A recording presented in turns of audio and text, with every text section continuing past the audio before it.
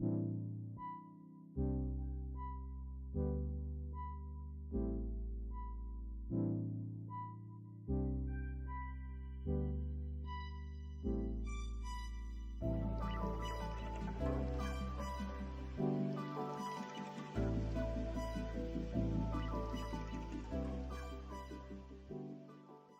Foxy, it's your birthday. Not for real, just for play.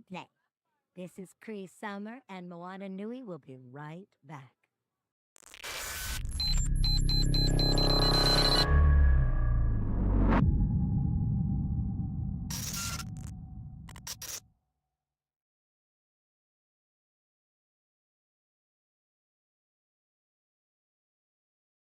Gifted, thought it was a one. Keep it secret, can I just be honest? Out of this world, I feel like an alien, but I made it work, even though I'm the outcast. None of my problems and my levels go wild. If you're stepping up, then you better go down. Roll too tough and you cannot match it. Everything in life ain't magic.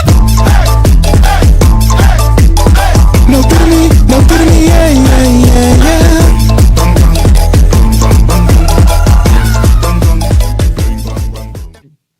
James Herndon with Moana Nui Podcast. Just off the bat, how are you? What was the process of you being approached in doing the intro, English intro for Mashle season 2? Oh, I wasn't even approached for that. This is actually just a fan project. Literally, actually, it's something I didn't even want to do. I don't do covers. I make original songs to anime, like characters and IPs and stuff like that. And made a song, scrapped it, and then eventually I was just like, you know what? I'll take this as my first opportunity to make a English opening, and I'd say it did pretty well. Let's go, friend. Jamie did versus the world. What is your nerdy origin story? My nerdy origin story. I think just anybody who grew up in the '90s. I'm a Toonami kid and stuff. So I grew up. I watched Dragon Ball. I watched again Yu Yu Hakusho, Rurouni Kenshin, Gundam, all that stuff. And I think I took to it immediately, and it's just gone on since then. Video games, all of that stuff, comic books. I don't think there's a realm I don't like, to be honest. I'll go into sci-fi. I watch your Doctor Who's, your Harry Potters and stuff too, your Star Treks, and then I'll see Wolverine, Deadpool, Spectre, and stuff like that. Inside of comic books. So I literally do it all at this point. What was going to your mind when you went viral on TikTok? Money. No, it's cool. I'm gonna say I've done it a few times. It's always I always say careers aren't made because you have a big moment. It's because you keep creating big moments. So like typically, I always end up. It seems like once a year I always have like one moment where it always kind of happens, and all right, cool. Just keep making the small boom happen and stuff. But no, this one was kind of cool. Seeing like the big influx of people coming in that I'm doing a cover. So it's something that I now have to, think about in the future now of just doing covers, every once in a while. What inspired you to create music, and also what inspired you to use Geek since? Okay. People hounding me, first of all, is what inspired me to make music. So I have this really weird thing where I don't consider myself like a music maker until I turned like 21, 22. I had an innate ability to like freestyle and rap and stuff like that. But I just did it like around and stuff. And I was goofing around a lot whenever I did it. And people were like, write something. I'm like, nah, being a rapper's corny. I don't want to do that stuff. That stuff's lame. I ain't gonna lie. I don't like the local scene around me. So I was like, nah, that's why I want to do that. But people hounded me so much for it that I ended up doing it. And I think literally the first thing I ever like wrote and like it got me an opportunity to go out to like LA and like do like some stuff. And I was like, there might be something here for that. But then I think I sat around for like 3 years and I did nothing because I didn't know what my identity would be as an artist. And then eventually I just kept doing like freestyles over like popular songs, and it's like just geeky references.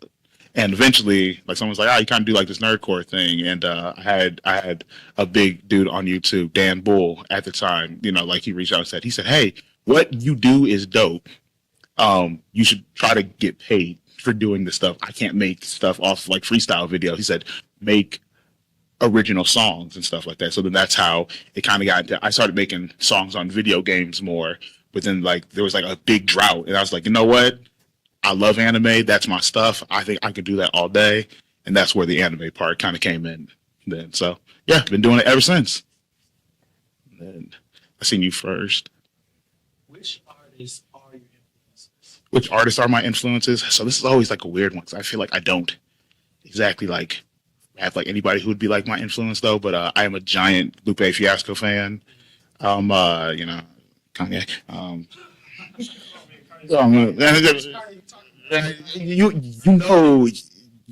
You know it's Kanye. I'm a late registration. Late registration was the first album I ever bought. Yeah, that is the first album I've ever bought. You know, like I got compared to Childish Gambino very early on inside of my career. But then like I think now I do so many things that I try to like. I mean, I guess I can pick at like I like Asmino, I like Denzel Curry and stuff like that. I like Vince Staples and stuff. So like, you know, I'm kind of around that realm of people and stuff. So yeah. Matt Jenkins, Moana Nui Podcast. Earlier you mentioned Doctor Who. If TARDIS were to show up right next to you, and the doctor said, you and your favorite musician, come on, we're going on a tour of space and time, who would you take with you? To be honest, I think I'd probably take Denzel Curry. I think that he'd be the most fun person to go with. I want to say I feel like he's just a fun dude in general, so I feel like we'd have a good time. Yeah. So the internet is very fun and not so forgiving place at times. My question to you is this: how do you deal with negativity, I should say, online versus say negativity like getting person having a connection like this on the show? Gotcha. I think I'm very lucky in the fact that like I just don't care. I really could care less. Like I think you know, like I went through I guess like normal like life stuff in high school, and I kind of got to these conclusions of like, a lot of stuff don't matter. Like they don't like you. Why does that matter? Like this thing happened. All right, we gonna make it work. Like you don't like just keep moving. I feel like it's already a life of a creative anyway.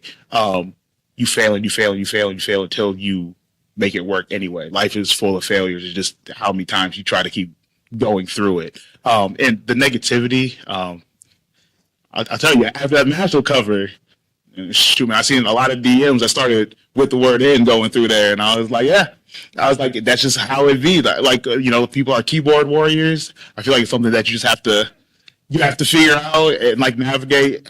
And to be honest, a lot of people don't.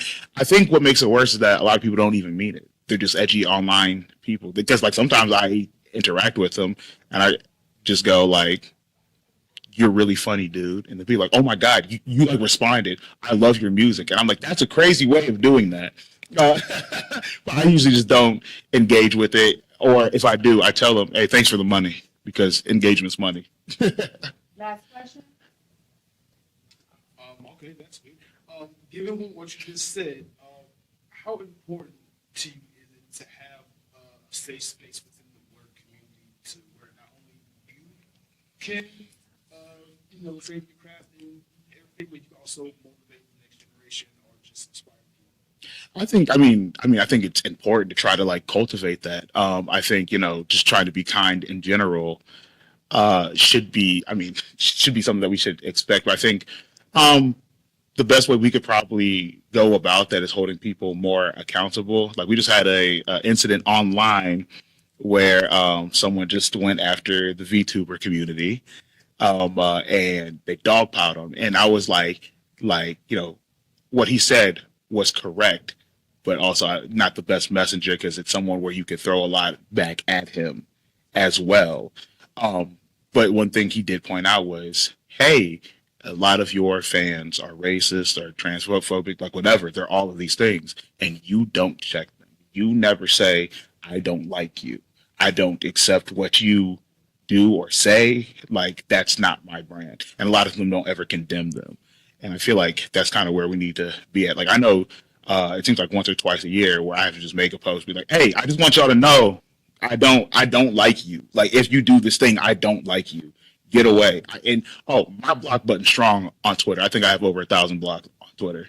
Yeah, no, because I don't play it. The second I see it, I just go. Even engagement baiting, like someone goes, "Oh, this thing," I'm like, 3 dots block. I'm like, I don't need that on my feed. Keep it pushing.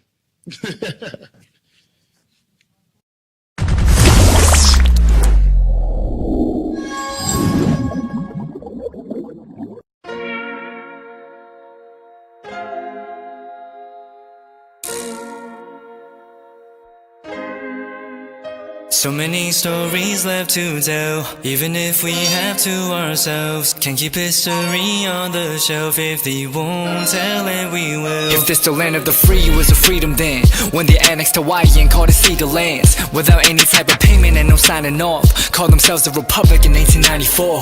1.2 million acres overtaken from the native Hawaiians. When they resisted, the West retaliated in violence and erasure. The Hawaiian language is banned as part of colonialism's plan to expand, yeah.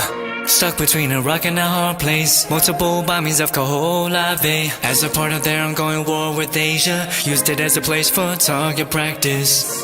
No consent or compensation. Colonizers call for annexation. No regard for all the locals. School will never let you know. So many stories left to tell, even if we have to ourselves. Can't keep history on the shelf. If they won't tell it, we will. Too many stories left to tell, even if we have to ourselves. Can't keep history on the shelf. If they won't tell it, we will. We will. So if you put Hawaii into perspective, well, Black and Asian history is interconnected. Considering the fight with the Pacific, then of course versus Asia, they was treated as a middleman for war, but didn't let the Western colorism run its course. Cause dark skin was a sign of dignity to core. The land was taken in the name of capitalism, when prior to it was an actual kingdom. Clap back at the system. Stuck between a rock and a hard place. Multiple bombings of Kaho'olawe as a part of their ongoing war with Asia. Used it as a place for target practice. No consent or compensation. Colonizers call for annexation. No regard for all the locals. School will never let you know. So many stories left to tell, even if we have to ourselves. Can't keep history on the shelf. If they won't tell it, we will. Too many stories left to tell, even if we have to ourselves. Can't keep history on the shelf. If they won't tell it, we will. So many stories left to tell, even if we have to ourselves. Can't keep history on the shelf. If they won't tell it, we will. Too many stories left to tell, even if we have to ourselves. Can't keep history on the shelf. If they won't tell it, we will. We will.